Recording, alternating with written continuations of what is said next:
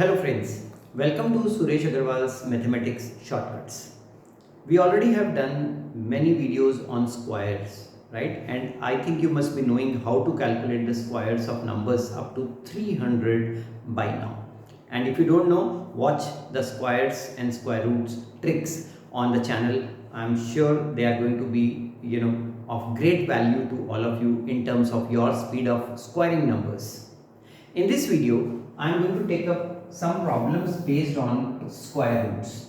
Now, squares and square roots, the chapter forms the part of class 8th CBSE curriculum, and I think most of the students must be aware by now what are the methods of squaring numbers. So how is the squares related to square roots and square roots related to squares? That's a very important relationship which we need to study. And how to find the square roots of numbers whose prime factorization is difficult. That is another very important part. So in this particular video, I am going to take up some questions which are mentioned in our worksheets. The complete worksheet sets are available for class 6 to class 10. I'll just tell you about those worksheets also. So these are the details. You have the best offers right now available for the CBSE practice worksheets. Very nominal costing and carrying unlimited validity. The sets are available for class 6 to class 10 mathematics. Complete concept-wise coverage with answer key. We have given the answer key also, so that you can practice concept-wise and you can understand each and every concept and crack questions based on those concepts very easily. So if you are a student of class 6 to class 10, do send me a message on WhatsApp. This is my WhatsApp number 9896369963. The description of this video also contains this WhatsApp number. Mind you, the ebooks are not free. So if you are willing to invest a little bit on your education, this material which is not found anywhere on the internet is available to you at a very nominal cost. So do send me a message 9896369963. That is the WhatsApp number. Okay, let's see some of the questions based on squaring. So here we have been given that 17 square is 289. So if we have the square of a number given to us, how does it relate to the square root? So they are reverse processes, rather inverse processes. So if square of a number is 289, it means that square root of this number 289 is going to be the number here, the base 17. And so if you can relate squares to square roots like this, the question is very easy. What is twice the square root of 89? Square root of 89 we know is 17, and so twice the square root of 289 will be twice of 17, and the answer for the question is 34.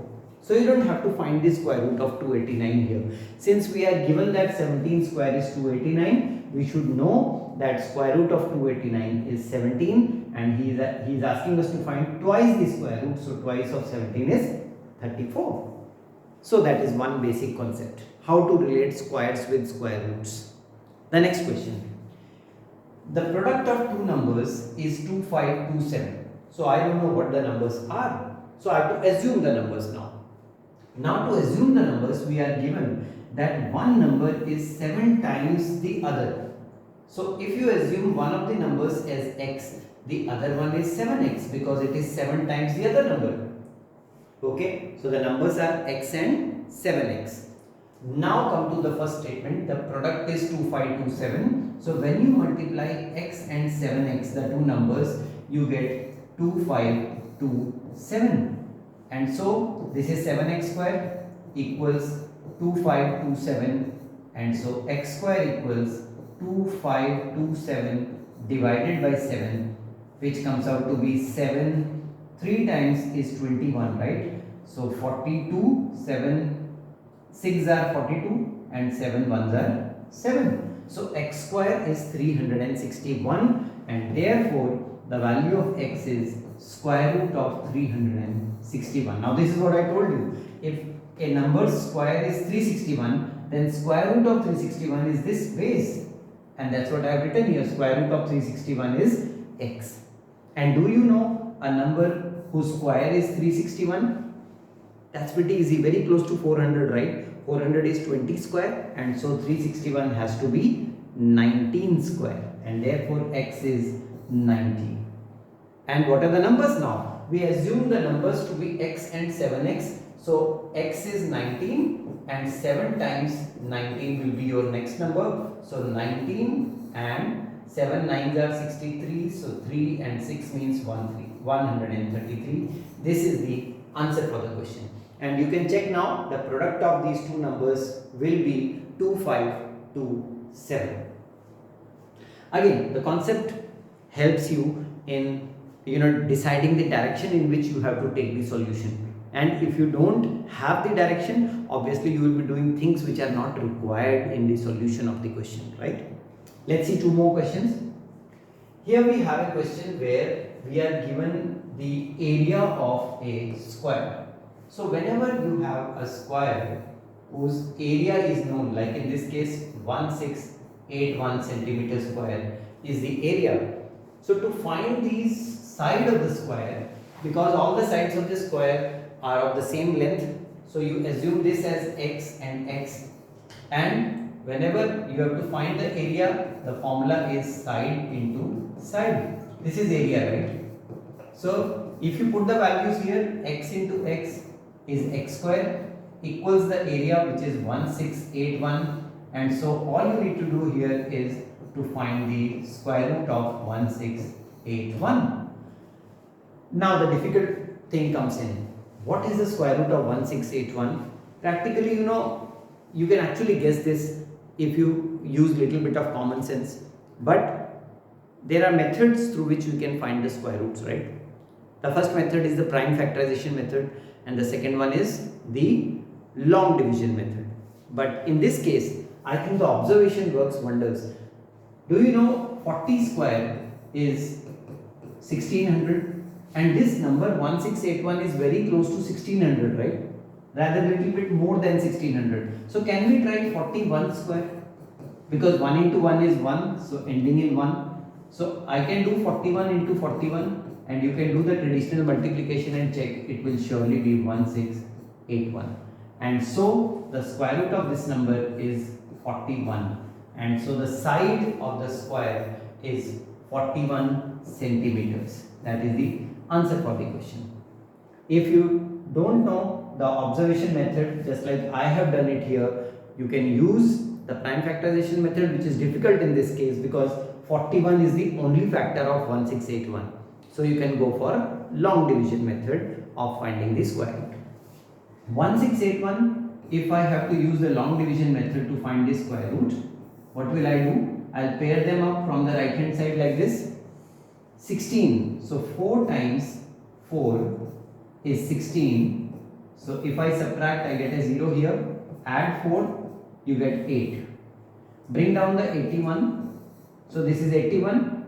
8, 1 times 1 is 81 only. So the 1 comes here and you have a 0 here, which gets you the answer 41, which is same as the one we got through observation method. So long division method works if you don't depend on the observation. Okay, let's see this one. Here we have a right angle triangle where two of the sides are known, and this right angle triangle MNP is right angled at N. So MNP. What are the sides given? MN is 48, so this is 48, and this NP is 55. So we need to find the third side NP. Okay. Now in a right angle triangle, whenever you are given two sides, how do you find the third side? It is the Pythagoras theorem, right? And where is the use of square roots here? We will observe whether there will be any use of square roots or not. Let's check. So if you apply Pythagoras here, MP square will be equal to 48 square plus 55 square. That's what Pythagoras theorem says. The hypotenuse square is equal to the perpendicular square plus the base square. Now I have to do 48 square, I have to do 55 square, add them up and then find the square root of that number to get to my final answer. So I have to do 48 square first. I'll use the Vedic maths method here for doing 48 square. Let's make some space here to do 48 square. There we go. So when you have to do 48 square, do it like this. See, 4 square is 16, 8 square is 64, right? But that is not the answer. Multiply these two numbers, it gives you 32. Double of 32 is 64, which you have to write in the middle here. And now add vertically 4, 0, 3, 2. 2304 is the square of 48. This is Vedic maths method, so you can use it for finding the squares of two-digit numbers. 2304.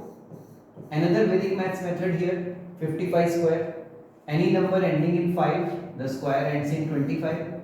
And then 5 times the next number 6. 5 times 6 is 30. So 30. So both the Vedic maths method have helped me find the square of 48 and 55. Now if you add them, you get 5 plus 4, 9, 2 plus 0, 2, 0 plus 3, 3, and 5 is the last digit. So 5329. So the value of MP will be square root of 5329. And now your answer will be obtained if you are able to find the square root of 5329. I use the long division method here. 5329. Pair them up. Right? Write it like this. 7 sevens are 49. Gets me closest to 53. Add 7, you get 14. Subtract, you get 4. Bring down the 29. So I think if you do 3 times 3 here, 143 times 3 is exactly 429, which gives you a remainder of 0, and your answer is 73. So what is the length of MP? MP is 73 and the unit is centimeters. This is the answer for the question. So the use of Vedic maths, the use of Pythagoras theorem, the use of long division method, so many different concepts involved in cracking this particular question related to a right angled triangle. There are innumerable such questions, and all these questions form the part of our worksheets, and the videos are for your help so that you can get a hint and solve all those questions, feel comfortable with the chapter, and ensure that whatever you get in the exam is known to you and you are not alien to any question existing in the question paper. So friends, do share this video with all the students who are struggling in such concepts. Do subscribe the channel and click the bell shaped icon for getting all the notifications. Thanks for watching this video, and look for more such amazing videos in future also. All the best.